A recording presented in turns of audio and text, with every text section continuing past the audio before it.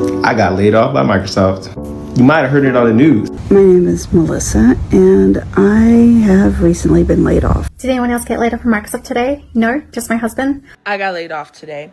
Well, I recently lost my job after 2 years. I got laid off from my corporate job last week that I've been at for 4 years. Got laid off this morning. I was laid off at 6 months pregnant. So there was a ton of layoffs yesterday, actually it was a couple days ago, from Microsoft. 6,000 people gone. That's like 3% of their workforce. We got to talk about this. More and more people are losing their jobs. I don't care what the government numbers are. There are many people out there losing their jobs. Let's jump right into it. Let's see what's going on. The biggest thing about today's Microsoft layoffs is that they were not performance related. Entire teams were cut. We already had a round of performance related layoffs, so the people who are remaining and who are getting cut are people who are pretty high performers, including people who've been at the company for 15, 25 years. It's just eerie when you find out, like I was in the middle of a meeting with someone and I asked them a question and their face just fell and they said, I just got the dreaded email. Did anyone else get laid off from Microsoft today? No, just my husband. Yeah, unfortunately, we had some surprise news this morning. There was a bunch of layoffs at Microsoft, and a lot of people in Seattle, Bellevue area did get laid off with severance packages, including him. So we now have a big decision to make, whether we stay here in the US or go back to Australia. It all depends on where he can find another job. If anyone has any job opportunities or contacts for, jobs in tech, in program management, coding, that kind of stuff, just hit me up in the comments, especially if it's here in the Seattle, Bellevue area, or even back in Australia, like in Sydney, Sunshine Coast, Brizzy. We're open. Yeah, I got laid off my job.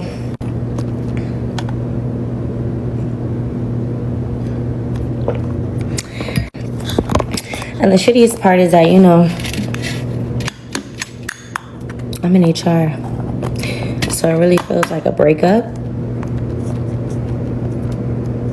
It's kind of like that breakup where, everybody knew he was cheating on you.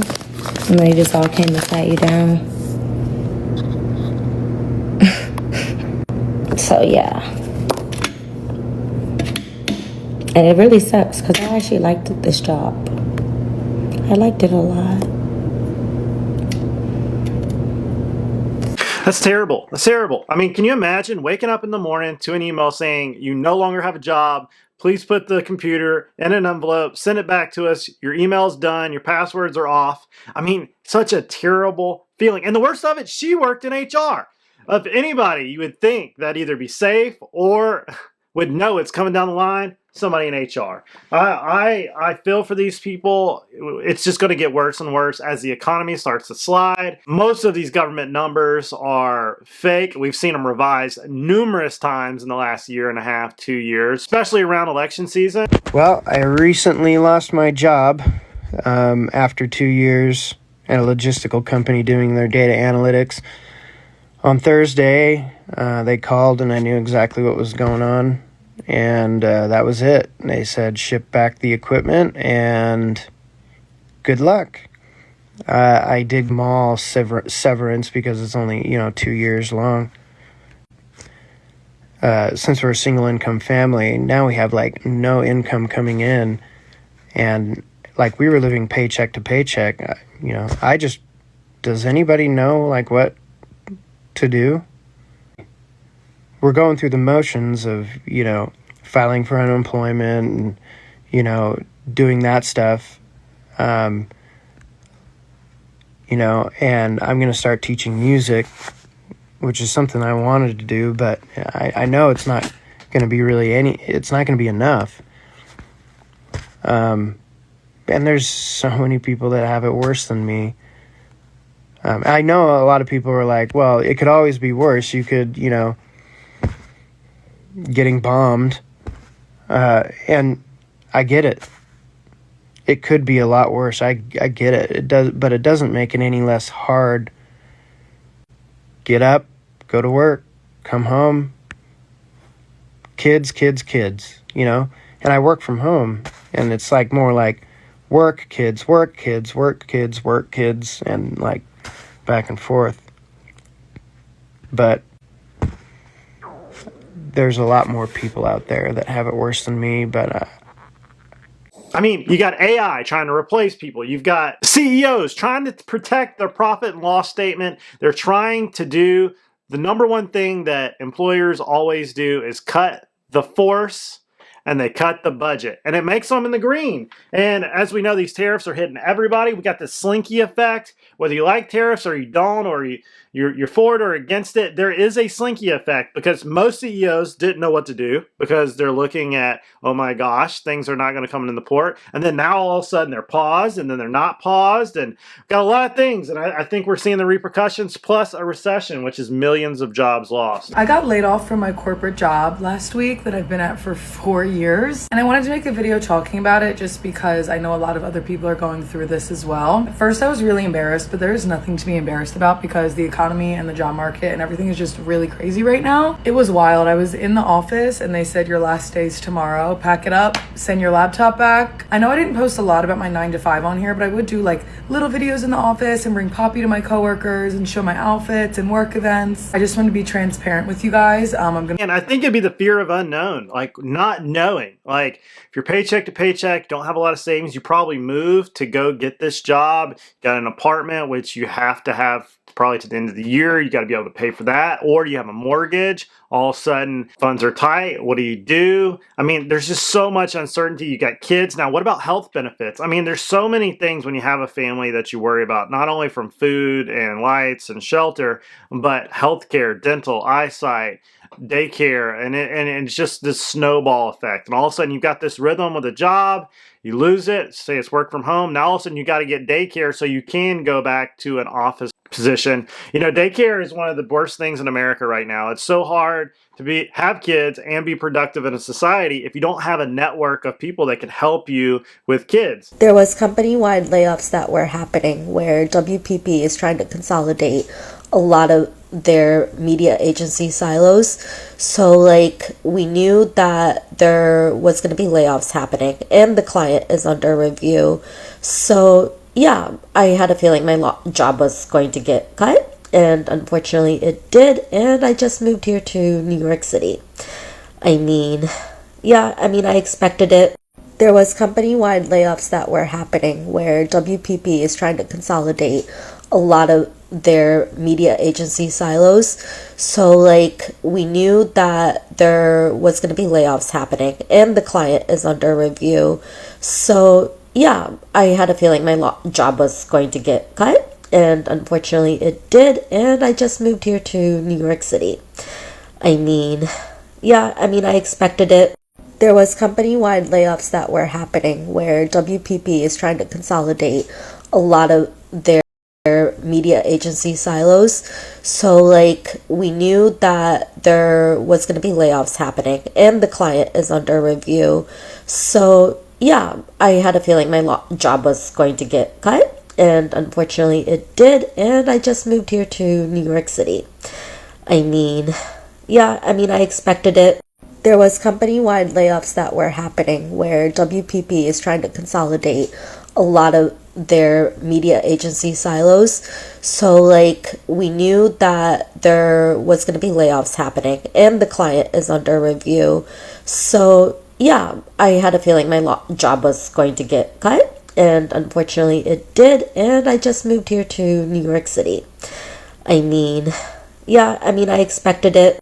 There was company-wide layoffs that were... You know, like we have a severe population decline going on right now. I think U.S. is like 1.6 replacement rate, and people are not having kids, and mostly because they both have to work. And then there's no daycare. Daycare is so expensive, or it costs so much that one of you might as well not work because it costs so much. It's like you're working as moot. You're basically paying for your kids to be watched. I mean, we're in this wild situation, and this next guy, watching him after 25 years lose his job, I mean, it just makes you think, like, do corporations have any remorse for letting somebody go that's been there for, almost 30 years? I mean, think about it. You poured your entire life into something, and then they're like, on a whim, sorry, gotta go. And it's probably some new person in HR that is, high and mighty and running with the reins. And then they're like, oh, well, we'll just let this guy go, cut the budget. And they don't realize that's probably going to be them in 30 years too. They just, so nonchalantly reduce spending, 28 years ago,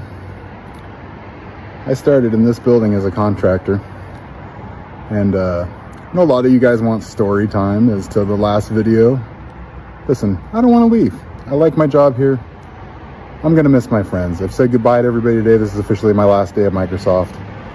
and you know, doing the old tour around to some buildings I used to work at, and you know, saying goodbye to people. But this is where it started. This is where it's going to end. I do want to say, I know a lot of people think I have ill will or I'm angry. I'm just sad. I like working for Microsoft. I get it's a big corporation and they can only do what they can do. But I want to thank them for all they've done for me over the years. I really have enjoyed working here, and I'm going to miss it an awful lot. So everybody that has all those weird comments in the last one, they really are a good company.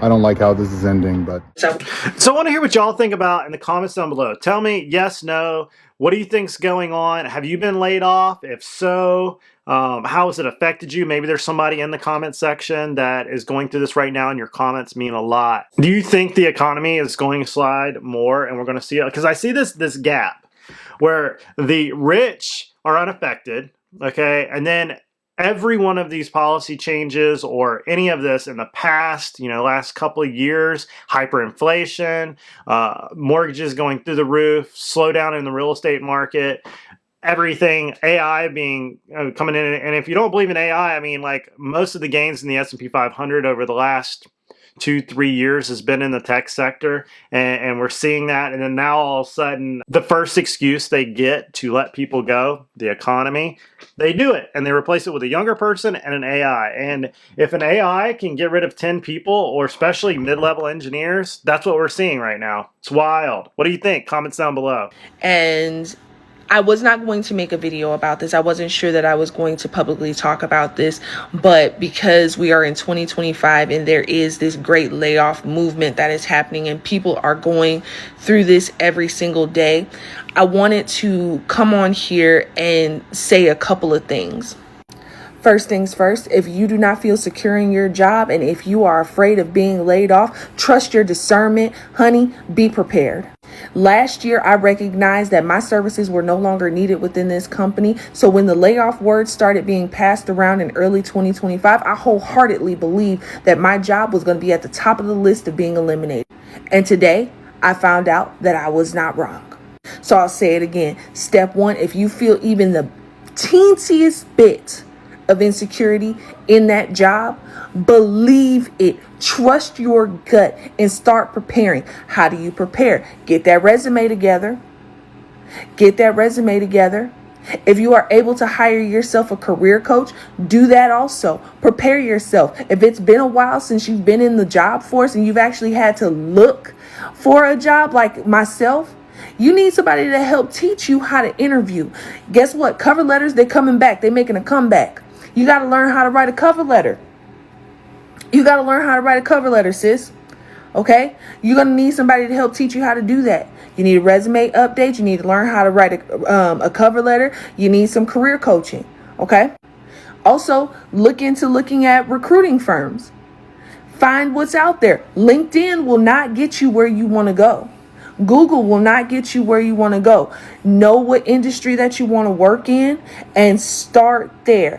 That's true. I mean, you always got to be prepared. Savings plan. You got to have a good savings account, and you're constantly adding to it just in case, because you never know. All of a sudden, you're put in a bad situation. You got to prepare for the worst. Creating multiple streams of income. You know, having the ability as an entrepreneur to have a side hustle or some other thing you're doing on the side, because that all of a sudden might be your first thing. I mean, in real estate market as an agent goes up and down, and you got to have other things you fall back on. Like for me, I have this YouTube channel. It is the steam engine of everything, but I also have real estate I can fall back on. I have real estate properties and rental properties and a portfolio of things that pay for things every month.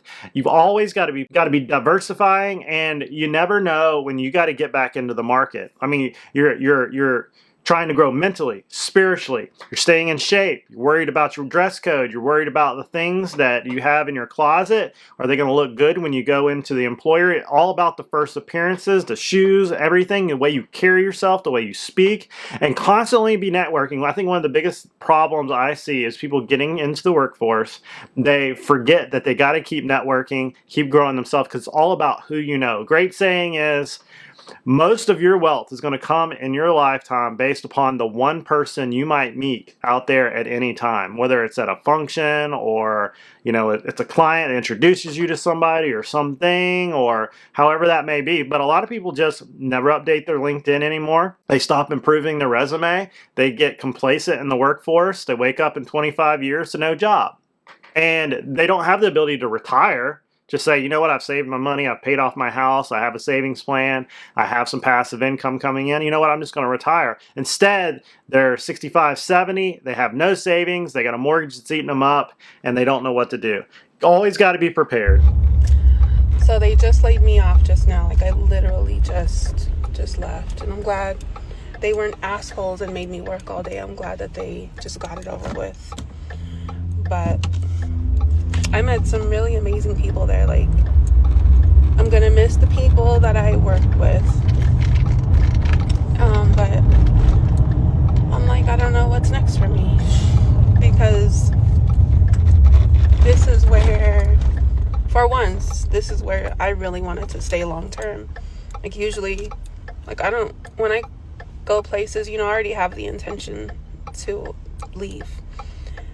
And I don't really connect with people. And this was the first place that I learned how to connect with my team and to really be involved with them in their life and to share who I am, the real me, with them. And so I guess that's what I take from it. It fulfilled its purpose, right? But there's nothing worse than to really love a job and you do your best, you like it, you just want to stay there, you get in your rhythm, and then all of a sudden somebody breaks your heart, either moves you or says you just can't be there anymore, and you're like, I really like this, and they put you somewhere that you don't want to be, you don't want to do, and it just wrecks your performance, your attitude, and all of a sudden you realize you're in this toxic environment. Has that ever happened to y'all? I totally see that. In a lot of these videos, it's like the broken heart of not being wanted anymore by somebody you really cared for. Like, you thought the employer cared for you, but you know what? You realize they'll just put another person in your place, and then that's it. It didn't really hit me until now, because my coworkers started messaging me. I lost my appetite after that. I still haven't had a call with my manager yet, but my biggest takeaway is don't let your job work you. What's even more messed up is they laid me off right before rewards and bonus season. And also they're deducting my severance pay from like 2 weeks or something, so I'm really not even getting that much severance. And yes, I work at a big tech company. You can probably guess where I got laid off from.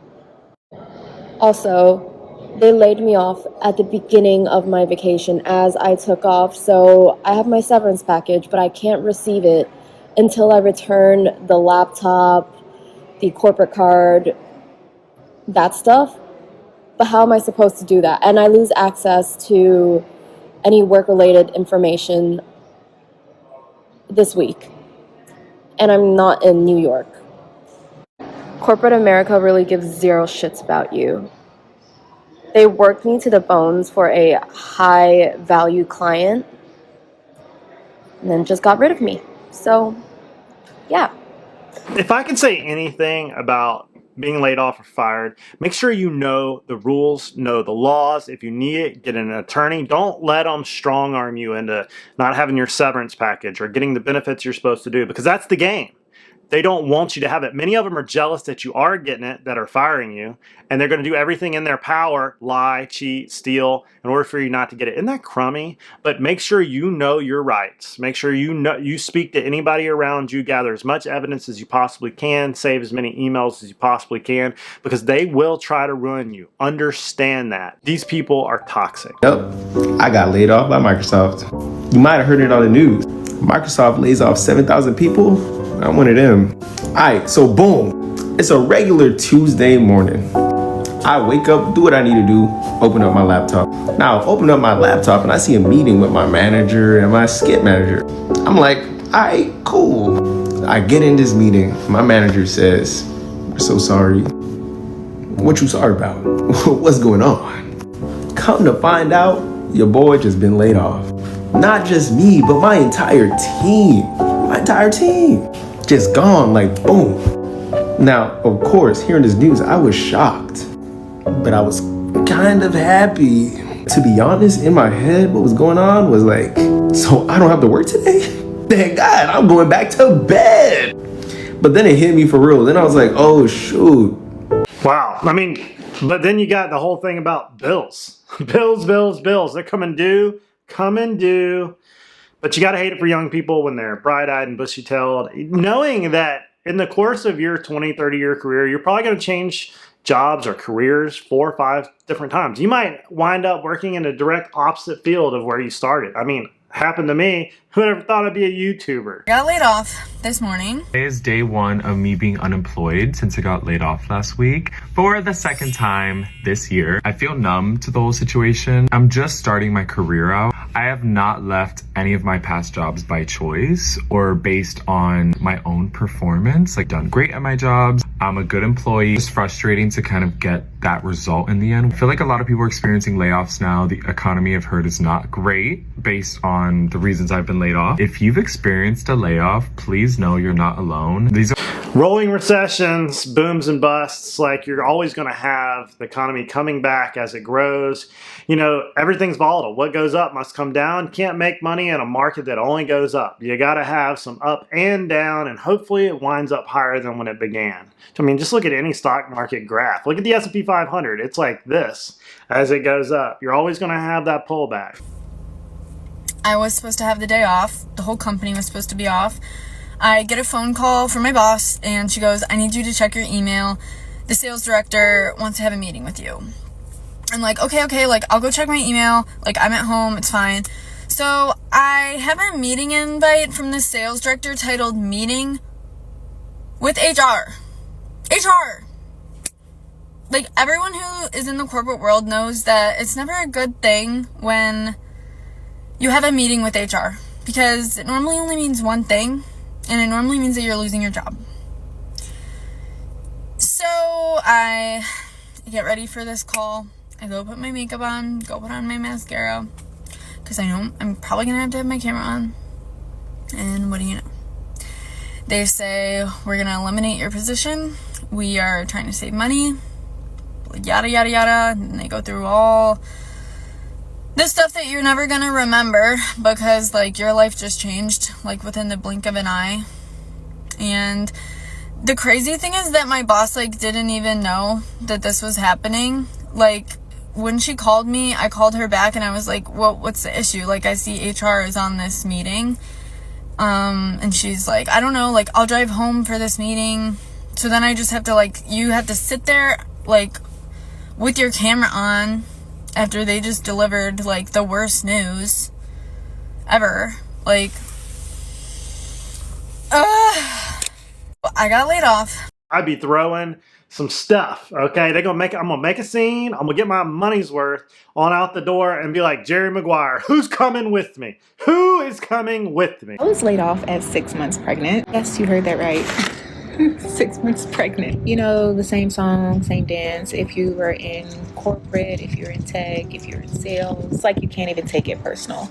But I took it personally because my job knew that I was expecting and that I was further along. So, you know, first thing that came to my mind was, ooh, I'm gonna lose my paid maternity leave. Wait, I'm not getting paid at all anymore. I didn't cry. I didn't ask why. I think the worst thing about it is health insurance. You're pregnant. What if you're a single person pregnant, or you're a single person, something happens, you lose your significant other, you're banking on this job and the benefits, and all of a sudden they're gone. And what are you going to do? And what if those benefits don't roll into the pregnancy? I mean, the expense of childbirth is staggering. I mean, looking at $40,000 for us for a child with no real problems. I mean, I talked about it on a video of the cost of having a baby in America is baffling. And then to be left out in the cold like that, like there's got to be something about that. If an employer knows you're pregnant and they fire you without cause going into it, that you have to pay those benefits throughout the pregnancy, because That is a terrible place to be. What do you think? Comments down below. Has this ever happened to you? You know what is really heartbreaking is you see those that really want the job, do anything, they're super excited to be there. And then you see some of these people that are just like professional job quitters, scammers, not trying to work, always trying to sue the company, always doing these bad things. And it seems like these are always getting the jobs, and the ones that want to be there are always the ones getting laid off. Maybe it's just the way stories are shared or the way these platforms work. What do you think? Like, you know, is there, you know, some people that just seem like they get the raw end of the deal, and every time they try to work somewhere, and then, I don't know, it's wild. Like, for a fact that a lot of the job postings on LinkedIn are fake, because I interviewed for a job back in October when I still had my job, because I was like, you know what, the recruiter reached out to me, doesn't hurt to take an interview. And I didn't end up moving forward in the interview process, which is fine, but they're still reposting that role today. Okay. So I interviewed for that in October. It is now almost June. So you're telling me in 8 months of reposting and reposting and reposting and reposting the role on LinkedIn, probably thousands of applicants and several dozen interviews, you haven't found a single person who's qualified for the job out of tons of qualified applicants on the job market right now?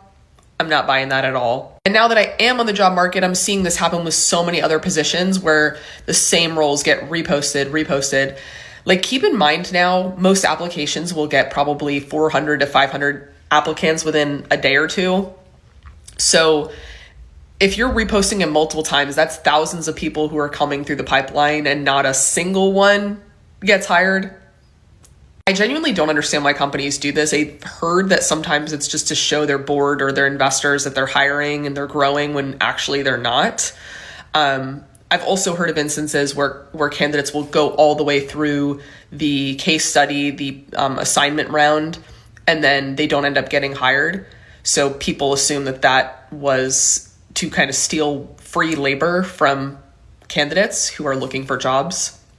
And honestly, I wouldn't be surprised if that happens, because you see product designers or software engineers who end up having to do assignments for different job interviews and then get ghosted after their presentation, and people will say that they did end up using their work. So I'm sure there's a lot of that happening too. But I'll tell you why. One, many of these companies are data farming. They're getting you to fill out all the paperwork, put your information in, get your data, and then they store it. And they store it and they store it and they grab as much information from the internet as they possibly can. Another reason is they want that job out there to make it look like they're hiring. Business is doing well. Corporation's doing well. Their share price is doing well. There's no instability. And then another one is they just leave it out there. They have to have the job out there for people to apply to. Meanwhile, they're getting their buddy or their friend to apply, and that's who's really going to get the job. But they have to offer it to the public knowing they already have the person that they want. And they let people, apply for it and go through the job process or the interview process 5, 6, 7, knowing you're not going to get the job. Meanwhile, they slide their friend in there.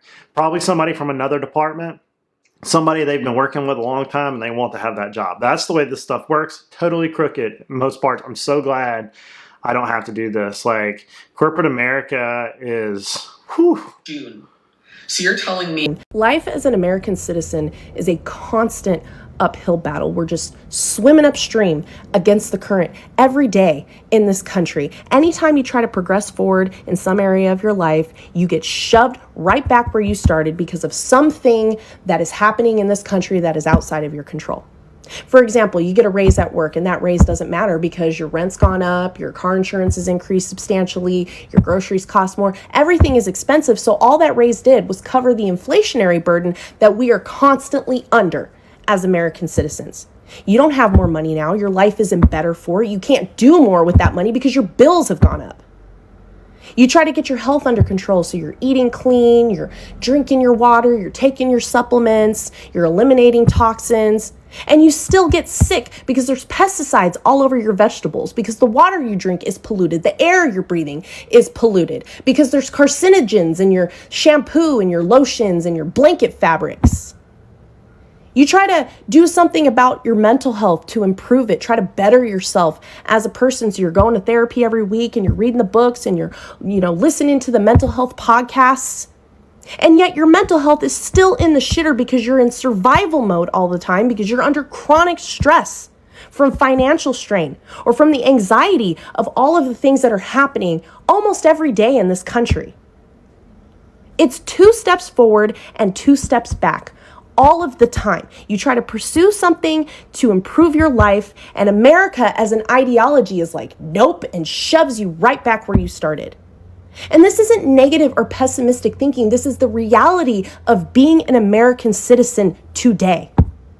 I mean, how many of you out there are making more money today than you have ever made in your entire life? And you are doing worse financially than you were 10 years ago, or at the very least doing the exact same financially. It's like the only reason that we're pursuing anything now is just so that our life doesn't get worse. This is what we mean by the American dream is dead, because trying to pursue anything to make your life better doesn't make your life better. It either makes your life exactly the same or it's just a little less shitty than it would be if you had done nothing. The idea of a good life in this country is so elusive to the average American citizen. It is constantly moving further and further away from us, and we have to keep running faster and faster just to get close enough, but we'll never actually catch it. And the only reason that we're running towards it now is because the further away it gets, the worse our life gets. So we're running just so that our life won't get worse.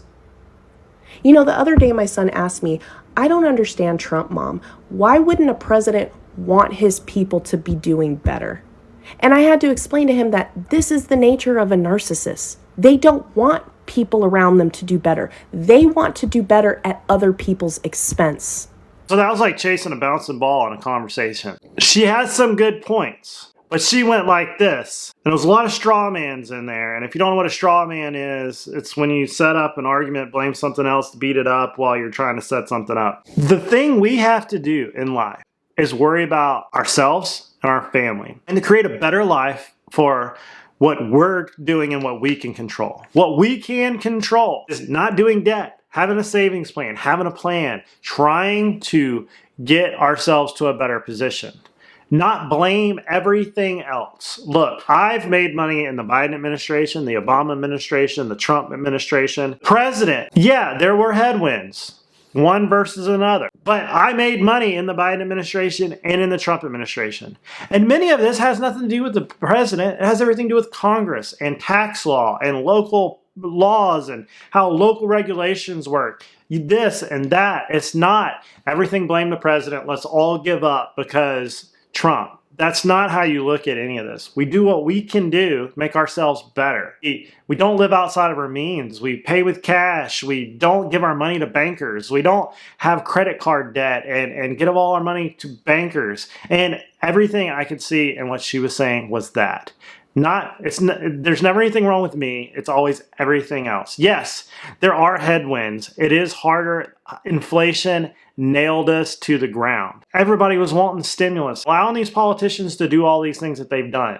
And I'm the first one to say, question everything a politician does, both sides of the aisle.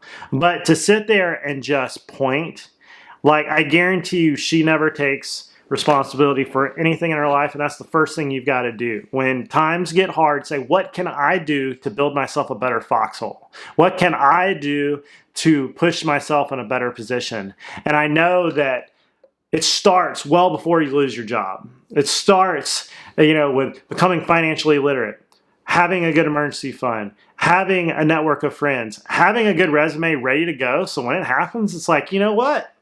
I'm calling Todd over there at WEAM, and we're going to get going tomorrow. I still got 3 days for the end of the week, and I'll have a job by Friday. And if you think of things like that, then your life's going to be a lot better place. Not sitting there, poor, pitiful me, and saying that everybody else is to blame but me. But that's all I got, everybody. Don't forget to like and subscribe. Comment down below. Tell me what you think. Am I wrong? Is she right? Is everything just against us, and should we just lay down and quit, or should we fight the fight? Should we get out there and say, you know what, you're not going to hold me down. Watch this. I'm going to the top. See you guys later.